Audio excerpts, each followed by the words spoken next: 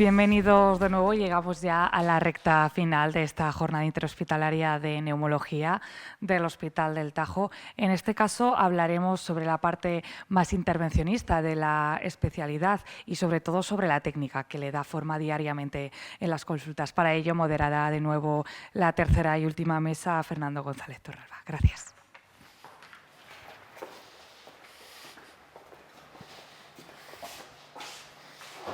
Bueno, como dirían los ingleses, at last but not least, tenemos a nuestra última ponente de hoy.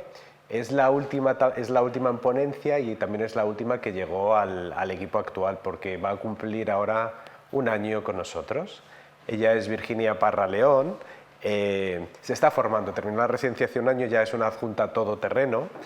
Y digo se está formando porque se está formando en muchas peculiaridades de nuestra sección. Y es que nosotros podemos decir que hacemos cosas un poquito diferentes a las que hacen el resto de hospitales, por lo menos de una complejidad como la nuestra. Nos gustan mucho las técnicas. Los neumólogos que formamos parte de esta sección hemos rotado más tiempo por cirugía torácica o hemos desarrollado en el ámbito local técnicas que a veces pueden ser de un hospital terciario o que no hacen otros neumólogos, ¿no? Virginia nos va a contar cuáles son estas técnicas que hacemos y cómo las introducimos en nuestra práctica del día a día. Virginia, cuando quieras.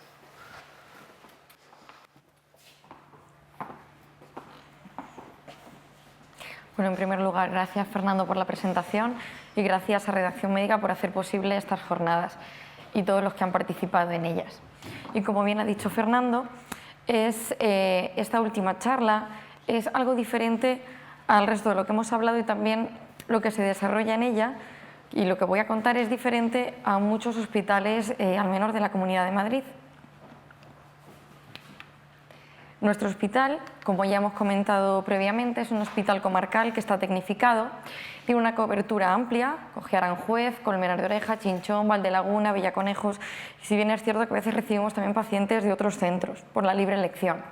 Realizamos procedimientos básicos y algunos también avanzados de la neumología intervencionista, con una tecnología moderna, con un trabajo en equipo que está en una formación continua, con docencia universitaria y, como ya sabemos, nuestro hospital de referencia es el 12 de octubre. ¿De qué está dotada esta sección? Bueno, pues disponemos de 3 fibrobroncoscopios flexibles, de un videobroncoscopio, de varios broncoscopios desechables, de diferentes tipos de aguja para la realización de técnicas pleurales, como la automática tipo Trucut y la aguja de Ramel. Tenemos material para la colocación de tubos endopleurales, material para la toracocentesis y una ecografía portátil que nos permite también guiarnos en estas técnicas. El equipo de trabajo somos nosotros, los 4 neumólogos, que continuamos la formación. Decir que la mayoría de nosotros nos encontramos dentro del equipo de técnicas de Neumo Madrid.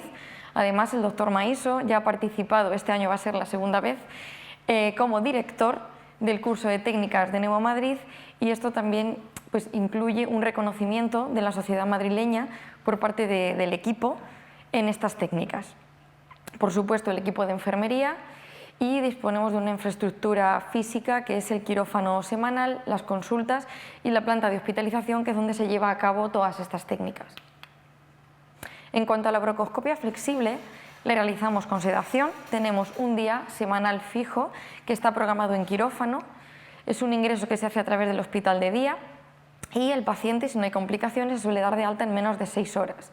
Además de ello, también realizamos broncoscopias urgentes cuando tenemos llamadas al busca, que pueden realizarse a pie de cama o en la UCI, que suele ser lo más frecuente, pues por pacientes que requieren una atención urgente, pues por una telectasia, por una hemoptisis o cualquier complicación que requiera la atención allí y no en un quirófano programado. ¿Qué tipo de técnicas de broncoscopia realizamos? Bueno, pues realizamos broncoscopia exploradora, realizamos extracción de cuerpos extraños, lavados broncoalveolares y aspirados, realizamos biopsias bronquiales, biopsias transbronquiales guiadas por radioscopia para evitar complicaciones, y también realizamos PAF de adenopatías mediastínicas con el patólogo en sala, que esto también nos da una gran ventaja y es poder guiarnos en cuanto a la toma de muestras y en cuanto a la región en la que la estamos tomando. ¿Y qué es lo que derivamos? Bueno, en realidad son muy poquitas cosas las que necesitamos derivar, porque son técnicas que no se requieren en muchos casos y que no son tan comunes, como es el EBUS y la criobiopsia. Aquí he puesto una tabla de los últimos años y de las cifras de técnicas que necesitamos derivar. Como vemos, criobiopsias, el número es muy pequeñito. En 2019 fue una y este año han sido de momento 0. En cuanto a los EBUS, vemos que el número es variable. En 2019 fueron 5 y en 2022 fueron 10. También depende del diagnóstico que se tenga de los pacientes. Hay épocas en las que pues, se diagnostican tumores, por ejemplo, con la mayoría de adenopatías que parecen sospechosas, y hay épocas en las que el diagnóstico lo podemos realizar y además pues, el tumor puede estar más localizado. En cuanto a la toracocentesis, bueno, es una técnica que se realiza en la mayoría de los centros y que incluso los médicos de medicina interna pueden realizar, pero quería hacer más énfasis en la biopsia pleural percutánea.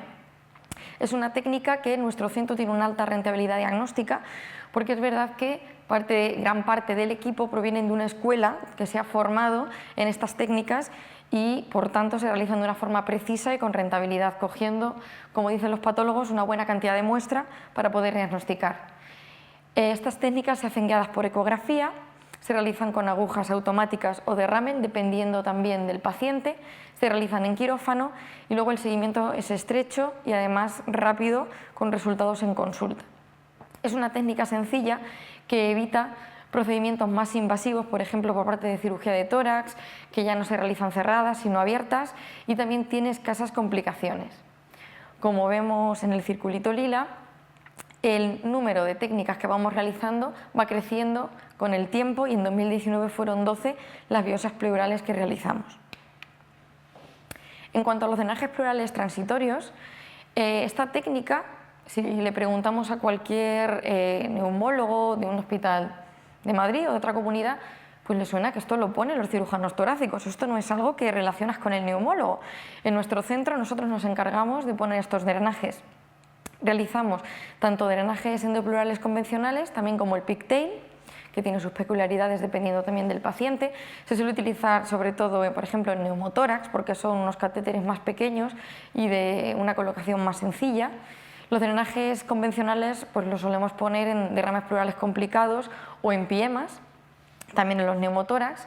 Realizamos fibrinolisis endopleural en caso de que los derrames estén tabicados o bueno, pues no se obtenga, digamos, un débito adecuado porque haya una tabicación. Y también realizamos pleurodesis química a través de tubo, que suele ser en pacientes que tienen derrames pleurales recidivantes o neoplásicos. Tan solo el 15% de los pacientes no pueden ser resueltos en nuestro centro y tenemos que derivarlo al centro de referencia, que es el 12 de octubre, en este caso a cirugía de tórax.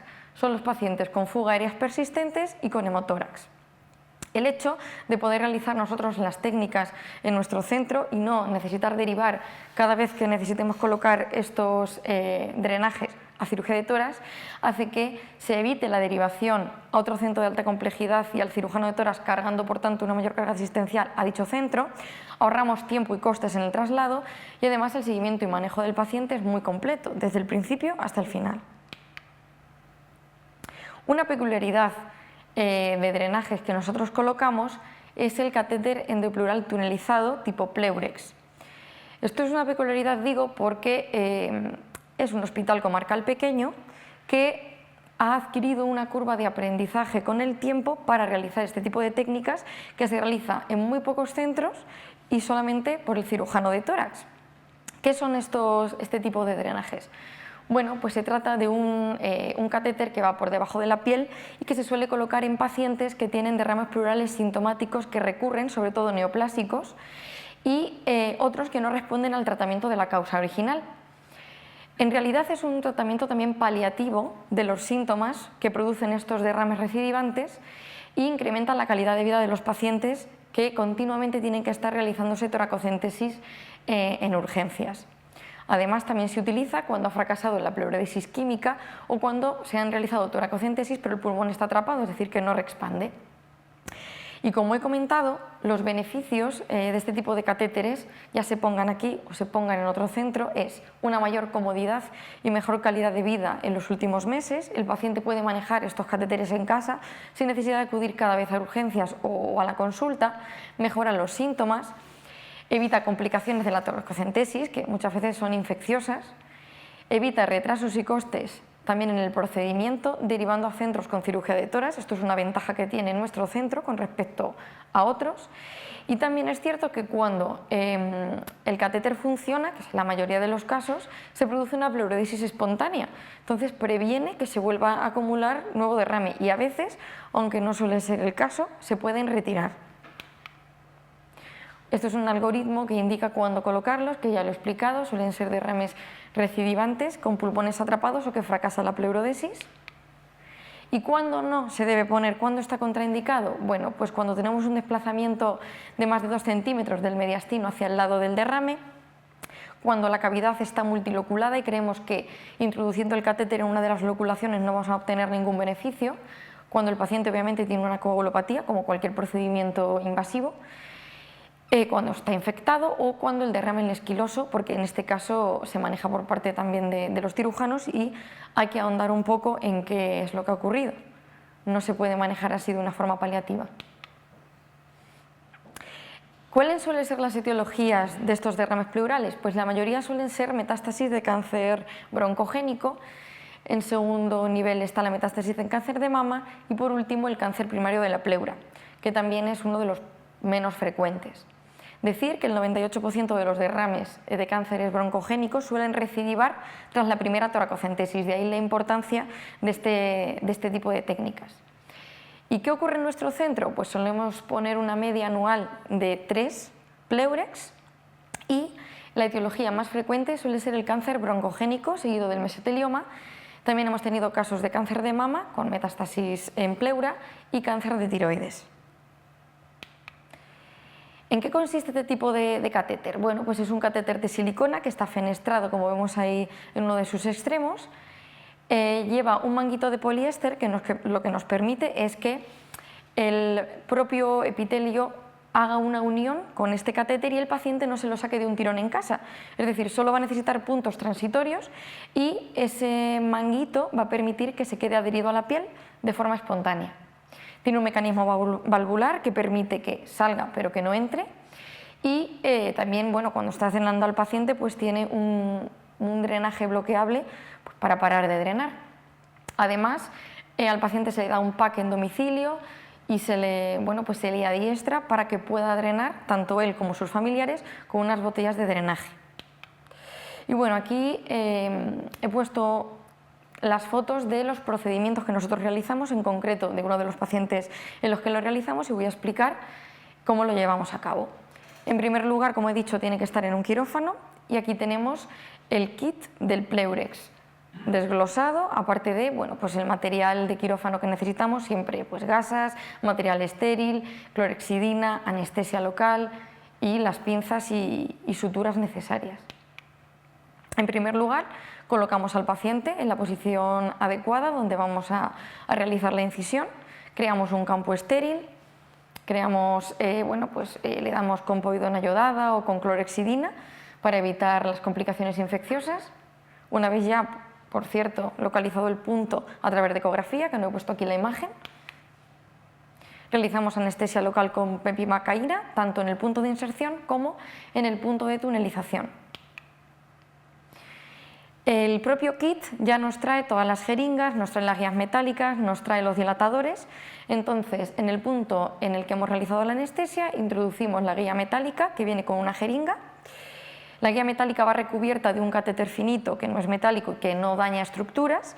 Una vez hemos metido el conjunto de la jeringa con la guía y con la funda, localizamos cámara, lo comprobamos porque sacamos líquido y retiramos lo que es la guía metálica. Después, a través de la punta de plástico, introducimos el pelo conductor que nos va a servir para luego continuar introduciendo lo que es el propio pleurex. Ahí vemos cómo se introduce, aunque con la luz no se aprecia bien. Posteriormente realizamos 2 incisiones. Una incisión, como vemos ahí, en el punto de inserción de la guía del pelo conductor y otro 5 centímetros superior, que es donde va a salir el catéter a través del cual el paciente se va a drenar en domicilio.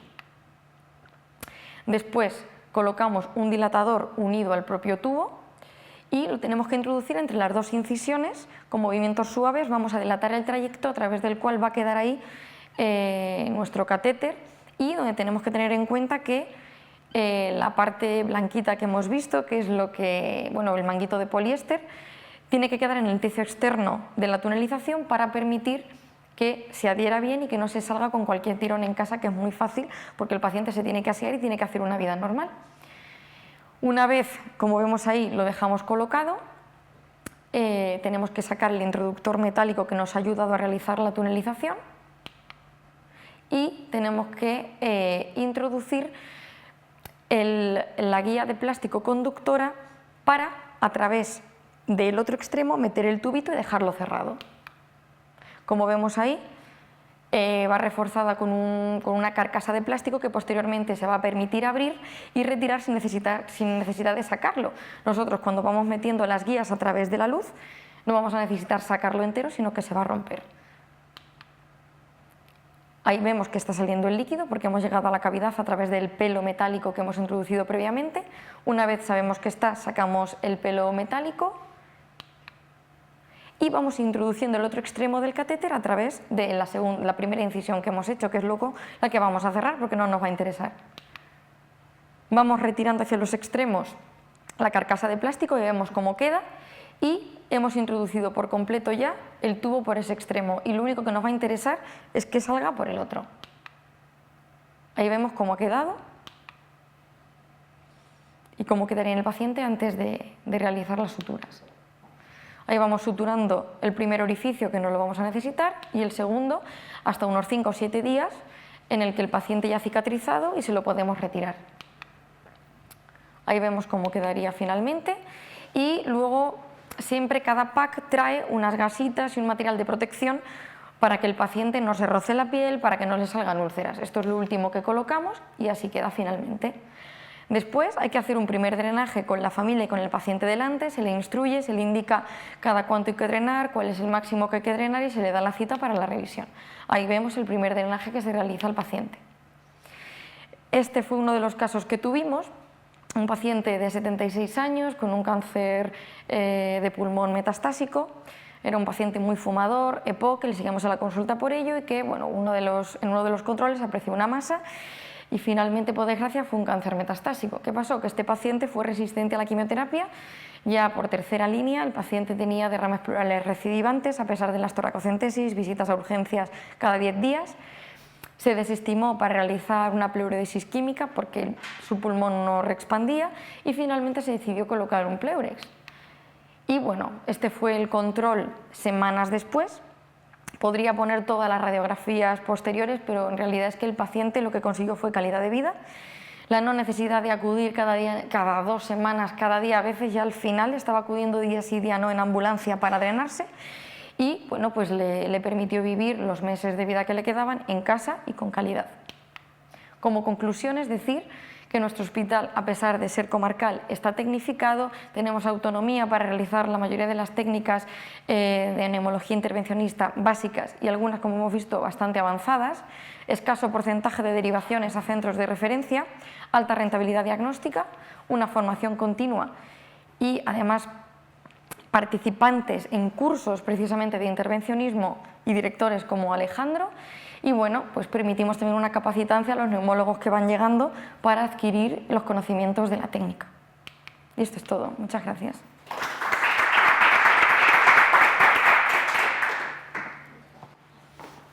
Muchas gracias, Virginia. A vosotros. 2 preguntillas muy facilitas. Tú que eres la última que ha llegado. ¿Cómo hacemos la capacitación? Es decir, cuando un neumólogo llega y viene de un hospital donde habitualmente no pone tubos de tórax, no pone pleurex, no hace fibrinolisis, ¿qué hacemos nosotros? Pues sí, bien es cierto que cuando uno tiene la residencia cerca se da cuenta que las rotaciones por cirugía de tórax son fugaces y no siempre vas a tener la suerte de ver un tubo de tórax, no vas a tener la suerte de estar en quirófano cuando se pone este tipo de catéteres, por ejemplo. Entonces llegas al hospital con una sensación de sí, lo he hecho, pero no me veo capacitado precisamente para ponerlo solo, para poner tubos tal como nosotros ponemos, que el número es bastante elevado.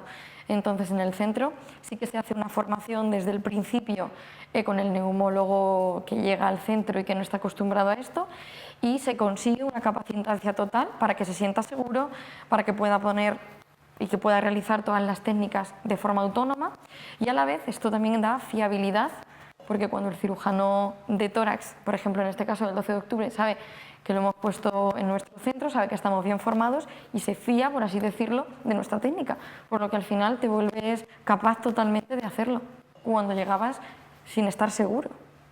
Hacemos una curva de aprendizaje de los que tienen mucha experiencia con los que tienen poca experiencia, ¿no? De tal forma que probablemente en el primer año de estar con nosotros, pues todos estamos capacitados ya para afrontar las técnicas de forma individual, porque aquí hemos dicho algo antes que es muy importante: somos 4 neumólogos y somos multicompetentes, es decir, todos hacemos de todo, porque si un día falta uno, pues el otro tiene que asumir parte de ese campo de la neumología que no se está cubriendo, ¿no?